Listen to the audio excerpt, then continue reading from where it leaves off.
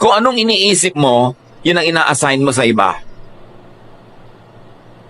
Kaya yung mga tatay na sobrang nangdenggoy na mga babae nung binata pa siya, ang higpit sa mga anak na dalaga kasi iniisip niya lahat ng lalaki sa mundo mangdedenggoy pagka mayroong pagkakataon.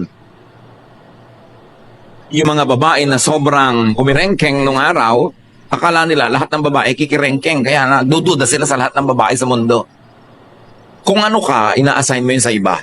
Kaya ang sabi nila, ang magnanakaw ay galit sa kapwa magnanakaw. Kaya kung mapangloko ka, iniisip mo lagi, niloloko ka ng lahat ng tao. Ngayon, kung hindi ka naman mapangloko, iniisip mo walang manloloko, kaya naloloko ka.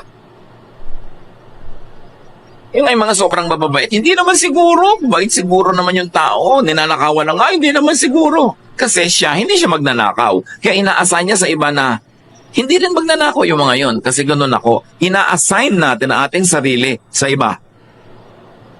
Kaya kung paano ka mag-isip tungkol sa kapwa, isang salamin yon kung sino ka.